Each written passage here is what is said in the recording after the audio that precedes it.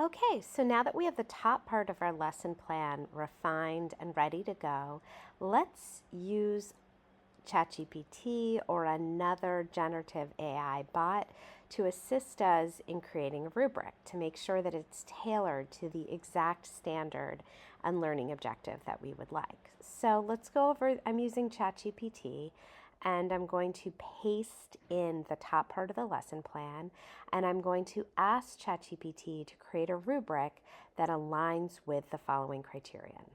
So now that I've pasted it in, the bot is doing its work.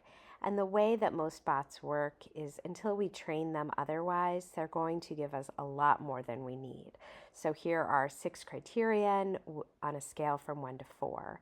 This is a lot for a 1-day, 40-minute lesson. So I'm going to look at the criterion and choose the ones that I think align the best to what I'm trying to measure, which is students' ability to use text evidence from the chapter and analyze the main character's feelings as it pertains to identity and guilt. So now what I'm going to ask the bot to do is to take this rubric, collapse it from 4 categories down to 3, and really just zoom in on those first 2 criterion, which I think are important. Now I will look at what the bot has created, and I see that some of the word choices are very vague and subjective. Words like multiple, appropriate, limited. So I'm going to go back to the bot and I'm going to ask it to make revisions to be more quantitative. Quantitative might be the number of pieces of text evidence or the number of sentences the students have to write in, because I think that it's going to be difficult for me on the spot to be able to evaluate what multiple or appropriate means. So I want the rubric to zoom in on some easier metrics that I can look at.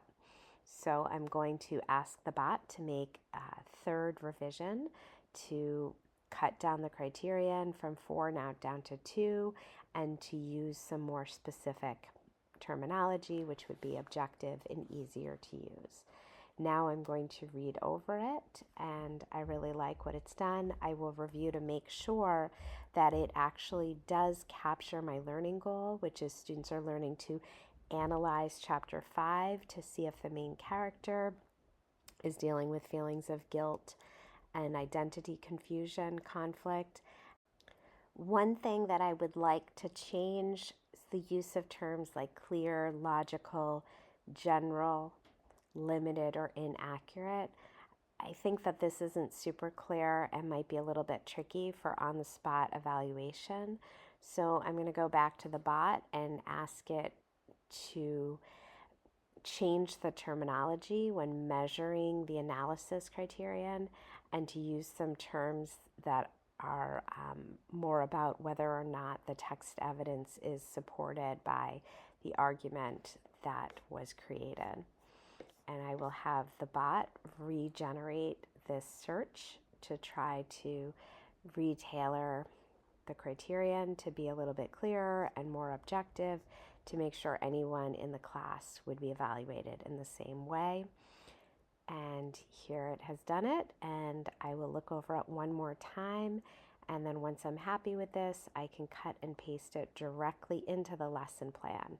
So before you submit any lesson plans to supervisors, you always want to make sure that you're sharing either a checklist or a rubric so that you are being clear that you know how to evaluate that learning task and the metrics you're going to use.